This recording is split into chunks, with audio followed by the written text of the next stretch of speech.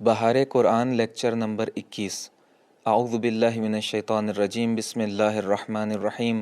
الحمد لأہلہ والصلاة علی اہلہا۔ السلام علیک یا ابا الحسن یا امیر المؤمنین، تہدمت واللہ ارکان الہدا، قتل علی المرتضی۔ مولائے کائنات حضرت امیر المؤمنین علیہ الصلاۃ والسلام کی شہادت پر تسلیت عرض کرتے ہیں۔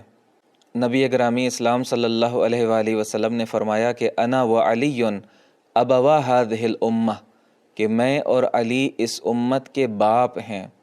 اس روایت کی روح سے یہ امت اپنے باپ سے جدا ہوئی ہے، پوری امت کی یتیمی کا دن ہے۔ آج 21 ماہ مبارک رمضان کی مناسبت سے پارہ نمبر 21 سے 5 نکات کو بیان کیا جا رہا ہے۔ سب سے پہلا نقطہ مال حرام سے متعلق ہے کہ مال حرام میں برکت نہیں ہے جبکہ مال حلال میں برکت ہے۔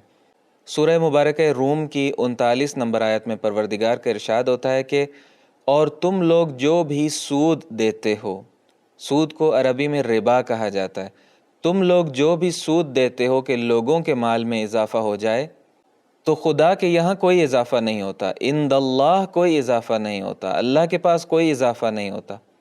ہاں، جو زکوٰۃ دیتے ہو تم اور اس میں رضائے خدا کا ارادہ ہوتا ہے تو ایسے لوگوں کو دگنا چگنا دے دیا جاتا ہے۔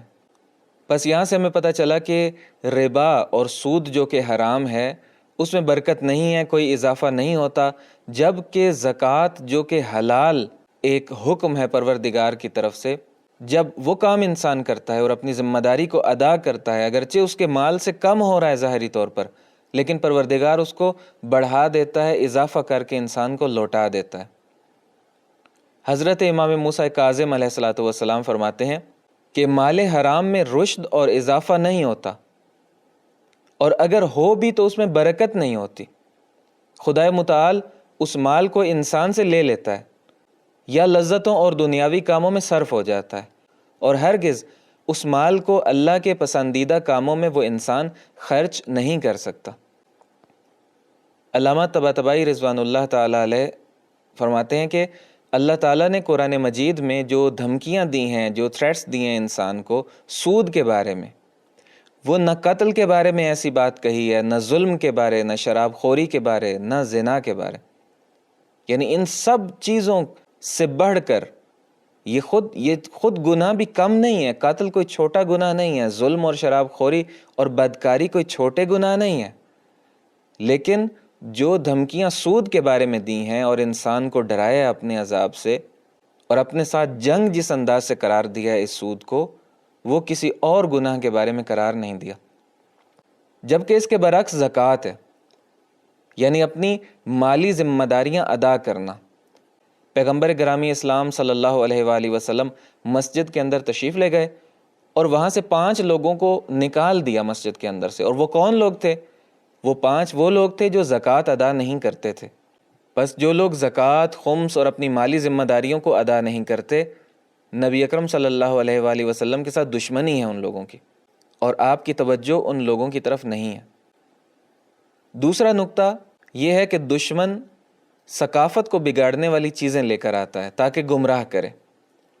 سورہ مبارکہ لقمان کی آیہ مبارکہ 6 میں ارشاد ہوتا ہے کہ وَمِنَ النَّاسِ مَن يَشْتَرِي لَهْوَ الْحَدِيثِ لِيُضِلَّ عَن سَبِيلِ اللَّهِ، کہ لوگوں میں ایسا شخص بھی ہے جو مہمل باتیں، بیہودہ باتیں، لہو الحدیث کو خریدتا ہے تاکہ ان کے ذریعے بغیر سمجھے بوجھے لوگوں کو راہ خدا سے گمراہ کرے، اور اس راہ یا ان آیتوں کا مذاق اڑائے۔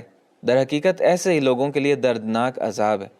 آج ہم دیکھتے ہیں کہ مختلف انداز میں ہماری ثقافت کو، جو اسلامی ثقافت ہے، جو مسلم معاشرے کی ثقافت ہے، اس کو تبدیل کرنے کے لیے ایسی چیزیں تیار کر کے لائی جا رہی ہیں مغرب سے کہ جو ہماری ثقافت کو بگاڑنے کا سبب ہے۔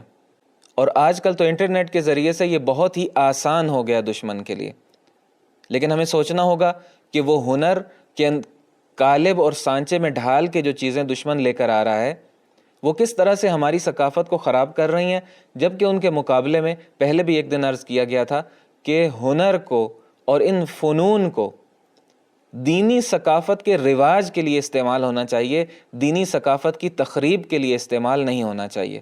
جو ہنرمند لوگ ہیں ان کو میدان میں اترنا چاہیے، پروردگار کی رضا اور پروردگار کی خوشنودی کی خاطر اپنے ہنر کو کام میں لانا چاہیے۔ کوئی شاعر ہے، اچھا شعر کہہ سکتا ہے، شعر کے ذریعے سے قرآنی ثقافت کو زندہ کرے، اسلامی روایات کو زندہ کرے۔ کوئی اچھی ڈاکومنٹری بنا سکتا ہے، کوئی اچھی فلم بنا سکتا ہے، ایسے پروڈیوسر ہیں جو با ایمان ہیں، جو دیندار ہیں۔ اسی طرح سے بیسیوں کام ہیں جو انسان سوچ سکتا ہے اور کر سکتا ہے۔ تیسرا نقطہ ہے کہ مومن اور فاسق کبھی برابر نہیں ہو سکتے۔ مومن کی قیمت، مومن کی قدر، مومن کی عظمت کا کہیں مقابلہ ہی نہیں کر سکتا فاسق، کسی لیول میں اس کے برابر نہیں آتا، کسی سطح پر اس کے برابر نہیں آ سکتا۔ سورہ مبارکہ سجدہ کی 18 نمبر آیت نازل ہوئی کہ جب ولید ابن عقبہ نے مولا متقین حضرت علی ابن ابی طالب علیہ السلام کے ساتھ اپنا مقابلہ کرنے کی کوشش کی اور فخر و مباحات کرنے کی کوشش کی کہ میری تلوار آپ سے تیز ہے، میری زبان آپ سے زیادہ تیز کام کرتی ہے، زیادہ فصیح بات کرتا ہوں، جنگ کے اندر میری پھرتی، میری تیزی آپ سے زیادہ ہے، اس طرح کی باتیں جب کرنے لگا تو مولا نے اس کو کیا جواب دیا؟ فرماتے ہیں کہ تو فاسق ہے۔ اور یہ آیت نازل ہوئی کہ افمن کان مؤمنا کمن کان فاسقا لا یستوون، کیا وہ شخص جو صاحب ایمان ہے اس کی مثل ہو جائے گا جو فاسق ہے؟ ہرگز نہیں، دونوں برابر نہیں ہو سکتے۔ اور پھر پیغمبر گرامی اسلام صلی اللہ علیہ وآلہ وسلم کی ایک روایت میں ہمیں ملتا ہے کہ فاسق کی جہاں 4 نشانیاں بیان کی۔ پہلی نشانی یہ ہے کہ لغو اور بیہودہ باتیں کرتا ہے۔ دوسری چیز ہے کہ لہو میں پڑا رہتا ہے، عیاشی میں پڑا رہتا ہے۔ تیسری چیز ہے کہ دشمنیاں پالنے والا ہے، ہر ایک کے ساتھ اس کا جھگڑا ہے، ہر ایک کو اس نے اپنا دشمن بنایا ہوتا ہے۔ اور چوتھا ہے کہ بہتان باندھتا ہے، تنہائیوں میں دوسروں کے بارے نہ جانے کیا کچھ کہتا ہے۔ چوتھا نقطہ ہے کہ اللہ تعالیٰ نے انسان کے سینے میں 2 دل قرار نہیں دیے۔ ارشاد ہوتا ہے سورہ مبارکہ احزاب کی 4 نمبر آیت میں کہ ما جعل اللہ لرجل من قلبین فی جوفہ، کہ اللہ نے کسی مرد کے سینے میں 2 دل قرار نہیں دیے۔ اس سے مراد یہ ہے کہ اگر انسان کے دل میں اللہ کی محبت بھی ہو اور اللہ کے دشمنوں کی بھی محبت بھی ہو تو در حقیقت وہ صحیح نہیں کہہ رہا، وہ جھوٹ ہے۔ کسی ایک کی محبت ہوگی، 2 دل نہیں ہے کہ ایک دل میں اللہ کی محبت ہو، دوسرے دل میں اللہ کے دشمنوں کی محبت ہو، ایک دل میں رسول اللہ صلی اللہ علیہ وآلہ وسلم کی محبت ہو، دوسرے دل میں ان کے دشمنوں کی محبت ہو۔ نہیں، 2 دل نہیں ہے، ایک دل ہے۔ اس کا مطلب یہ ہے کہ یا اللہ کی، اللہ کے رسول کی اور اہل بیت اطہار علیہ السلام کی محبت ہوگی، یا ان کے دشمنوں کی محبت ہوگی اور شیطانوں کی محبت ہوگی۔ حضرت امام محمد باقر علیہ السلام فرماتے ہیں کہ ہماری محبت اور ہمارے دشمنوں کی محبت ایک انسان کے سینے میں اکٹھی نہیں ہو سکتی۔ اور یہیں پر پھر وہ آیت تلاوت فرماتے ہیں کہ اللہ نے ایک انسان کے سینے میں 2 قلب اور 2 دل قرار نہیں دیے۔ پھر فرماتے ہیں کہ ہمارے محب ہمارے ساتھ خالص محبت رکھتے ہیں۔ 5واں اور آخری نقطہ آج کی گفتگو کا یہ ہے کہ سچے مومن جذبہ جہاد کے ساتھ شہادت کے منتظر رہتے ہیں۔ سورہ مبارکہ احزاب کی 23 نمبر آیت میں پروردگار کا ارشاد ہوتا ہے مومنین میں ایسے بھی مرد میدان ہیں، رجال، مرد میدان، کہ جنہوں نے اللہ سے کیے وعدے کو سچ کر دکھایا ہے۔ ان میں بعض اپنا وقت پورا کر چکے ہیں اور بعض اپنے وقت کا انتظار کر رہے ہیں، اور ان لوگوں نے اپنی بات میں کوئی تبدیلی پیدا نہیں کی، جو بات کی تھی اس بات کے پکے اور سچے ہیں۔ گلے کو خنجر پہ چھوڑ دینا، جو بات کی ہے وہ بات رکھنا۔ حضرت امیر المومنین علیہ السلام فرماتے ہیں کہ فینا نزلت رجال صدقوا ما عاہدوا اللہ علیہ، کہ یہ جو آیت ہے کہ لوگوں نے سچ کر دکھایا اپنا وعدہ جو اللہ سے کیا تھا، فرماتے ہیں کہ یہ آیت ہمارے بارے میں نازل ہوئی ہے۔ فَأَنَا وَاللَّهِ الْمُنْتَظِرُ، اللہ کی قسم میں ہی منتظر ہوں جو شہادت کا انتظار کر رہا ہوں۔ وَمَا بَدَّلْتُ تَبْدِيلًا، جو عہد باندھا ہے اس کا پکا ہوں، جو عہد اللہ سے باندھا ہے اس میں کوئی تبدیلی نہیں آئی ہے۔ اور آج وہ دن ہے کہ جب اس انتظار کی گھڑیاں ختم ہو گئیں اور فزت ورب الکعبہ کا نعرہ بلند کر کے اس پوری امت کو یتیم کر گئے مولا کائنات۔ کائنات کے شقی ترین انسان نے کائنات کے متقی ترین شخص کو شہید کر دیا۔ اور پھر کوفہ کے در و دیوار سے یہ آوازیں بلند ہوئیں، تہدمت واللہ ارکان الہدا، ہدایت کے ستون گر گئے، قتل علی المرتضیٰ، علی مرتضیٰ کو شہید کر دیا گیا۔ پروردگار سے دعا گو ہیں کہ ہمیں مولائے کائنات کے سچے محب اور سچے شیعہ بننے کی توفیق عطا فرمائے، اس عظیم ذات کو سمجھنے کی توفیق عطا فرمائے، اس عظیم ہستی اور اس عظیم ذات کے کلام سے قریب ہونے کی توفیق عطا فرمائے۔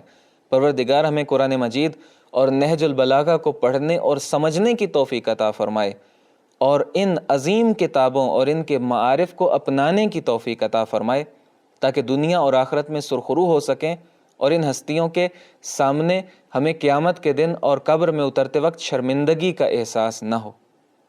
والسلام علیکم ورحمۃ اللہ وبرکاتہ۔